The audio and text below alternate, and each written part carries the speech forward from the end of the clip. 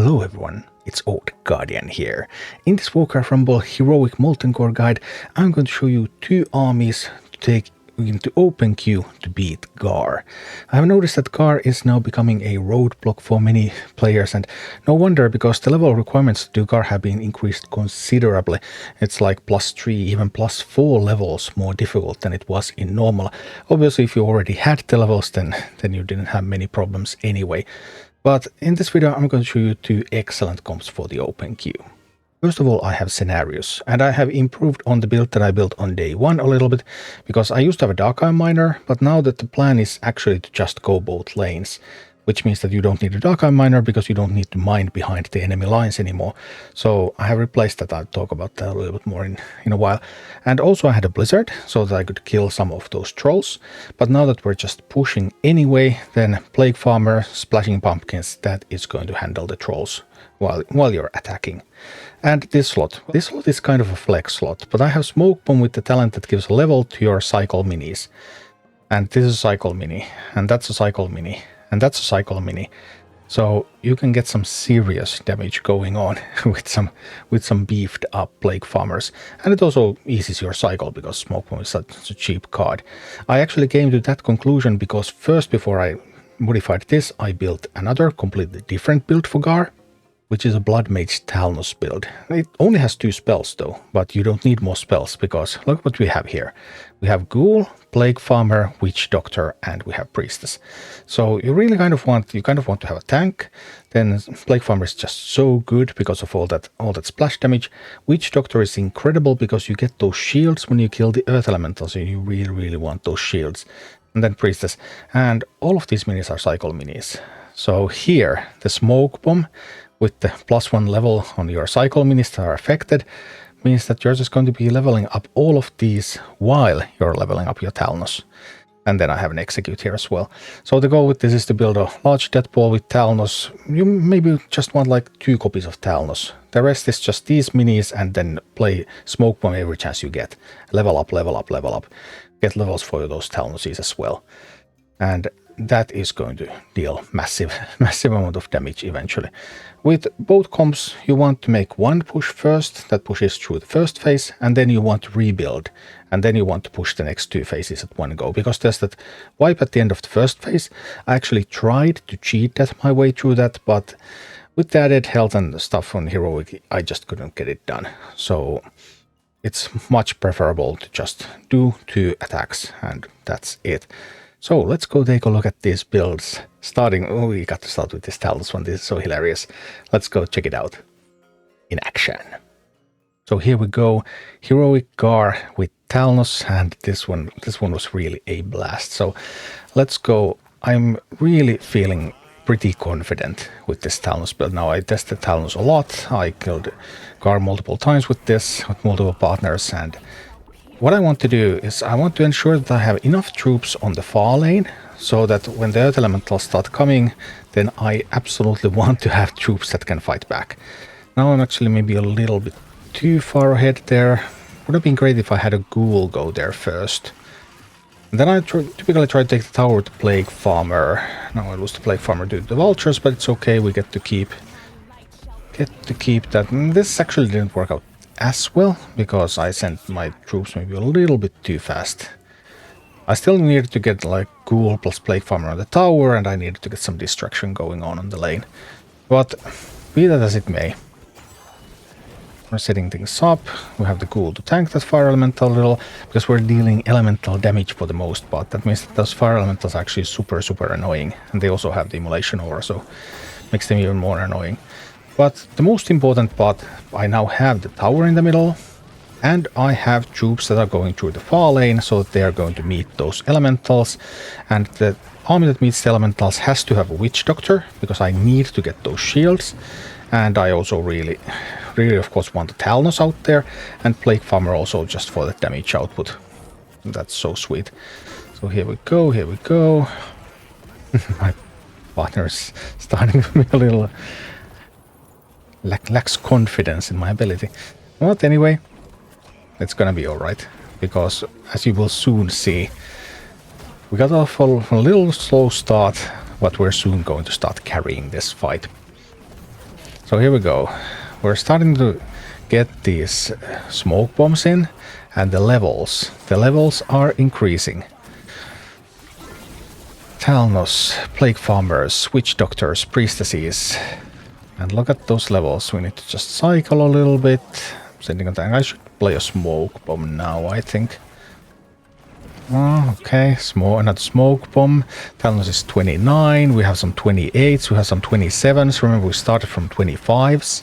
So this is absolutely a wonderful build if you're a little bit underleveled, because the smoke bomb is going to get you up the levels and makes you more and more competitive. Then the most difficult parts are right at the start. As you could see, I had a bit of a bad start here myself.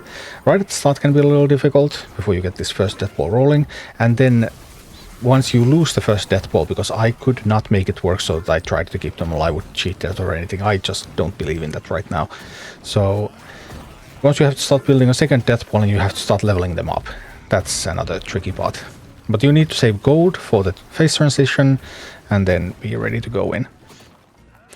Alright, so life is looking pretty beautiful right now. We have 29s, we have 30s out there. So we definitely got some levels. As you can see, we have already overtaken Drakiseth. And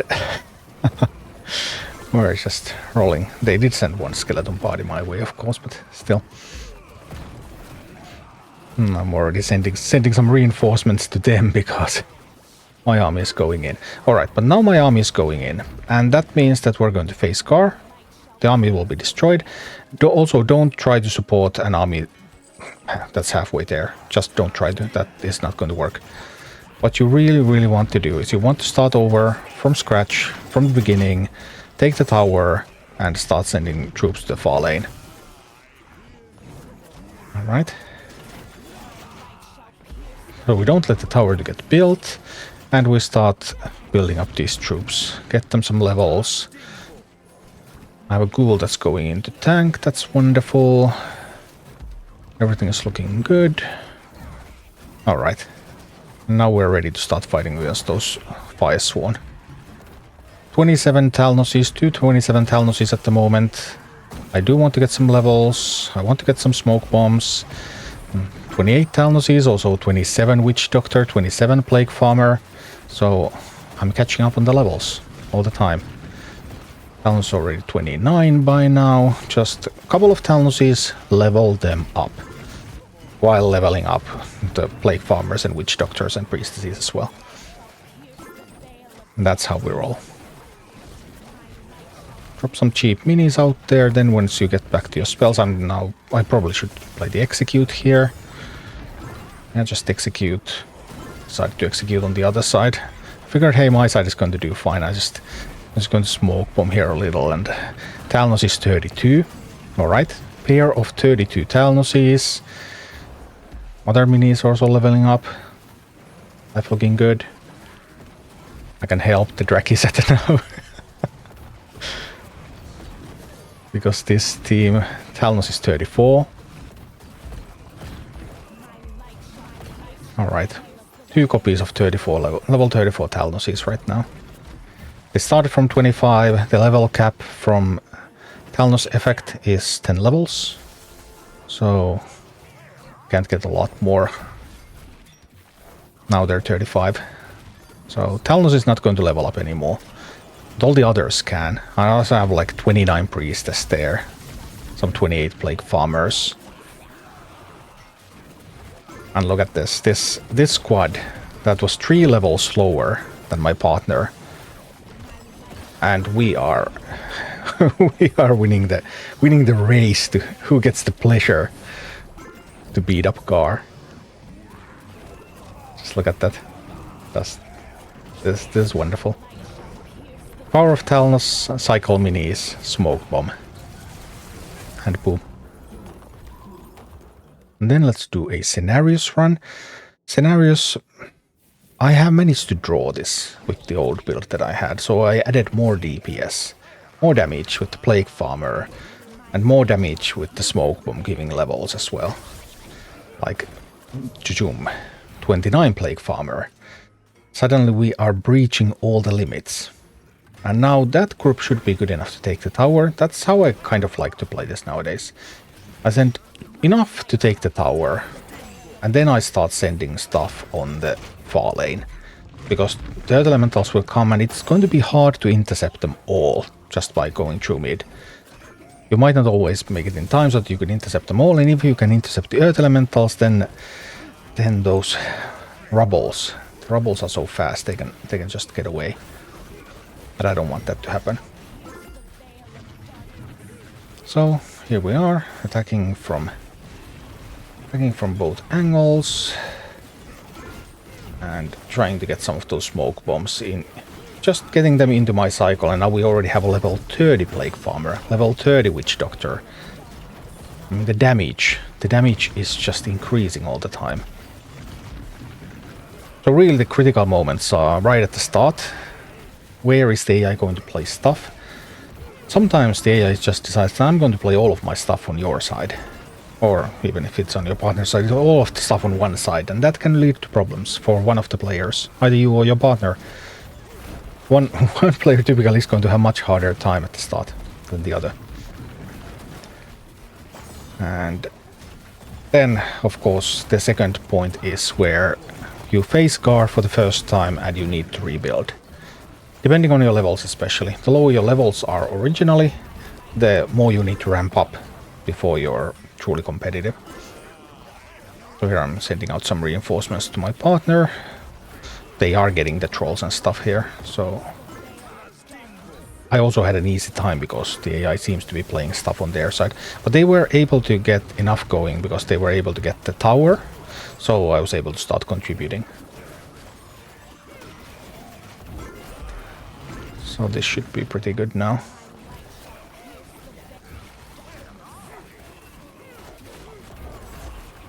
Alright. Just attacking. I was attacking nicely. No need to stagger into a 1-2 punch. I don't think it's very functional in this map. At least I haven't been able to find a good way to do it in Heroic. Neither cheat death nor just staggering the attack so that one side would come first and the second side would come after. You typically lose too much stuff in the multi-quake because you can't have your minis between the towers. They will enter into the tower zone. Multi-quake deals double damage in Heroic, so it's just going to be so much. But what I'm doing here instead, I'm sending stuff. As you can see, I'm sending stuff on the far lane, and then I'm sending stuff on the close lane. Enough stuff on the close lane to prevent the tower from being built, and then to retake it. And then stuff on the far lane, just going for the other tower. A little too slow getting there, actually. I managed to rebuild that, but it won't matter. We should have enough damage. There we go, get some Cenariuses in, some damage dealers in. And then that smoke bombing those witch doctors, smoke bombing the priestesses, smoke bombing the plague farmers. Just adding so much more damage. And this should be fine. Now, you always kind of want to keep a little bit of an eye also on the other side, because you can help the other side a lot. There are also a little bit considering whether I should play a plague farmer on the left side there instead of the right. Maybe I should have, because the army on the left side is a little smaller. Oops, I should give them some support. Trying to give them a little bit of support there. Okay, I got the earthquake on my minis, so that obviously hurts a little. But if there's enough copies of Cenarius around, then all the earthquake damage will be healed.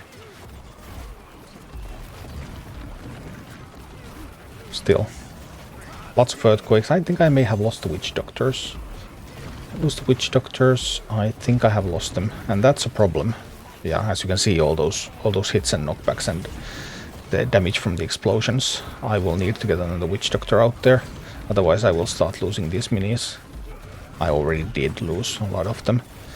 So you can see how how big of a difference it is. Actually, I do have a Witch Doctor there, but maybe it was stunned just so much. Just couldn't get the job done. It's level 33 now.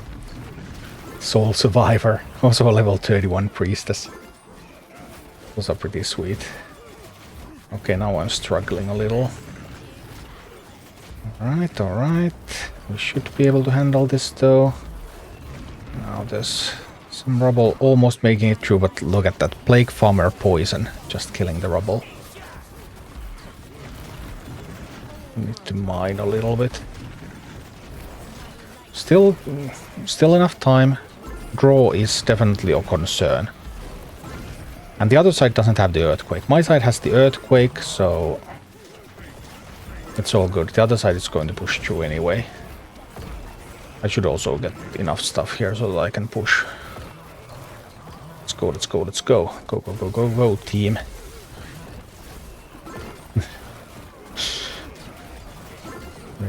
Now I'm sending some reinforcements also to the left, so that if I'm a little bit stuck, but I'm holding the Earthquake, so the other side can go freely. So we can also just give them a little bit of resources there. Alright. Give them a Cenarius too. And some levels for the farmers. It's all gonna be fine. Garr is actually managing to take down the left side push, but now I'm approaching. I'm coming. There's nothing that can stop this. And here we go, here we go. We have the levels, we have the damage. Garr is going down. So that was Heroic Garr, a couple of armies for the open queue now, tailored for the open queue experience, and I think this is getting somewhere. Thank you for watching. Click like and subscribe if you enjoyed this, and a special thanks to all of my Patreon supporters, YouTube members and Twitch subscribers who make all of these videos possible.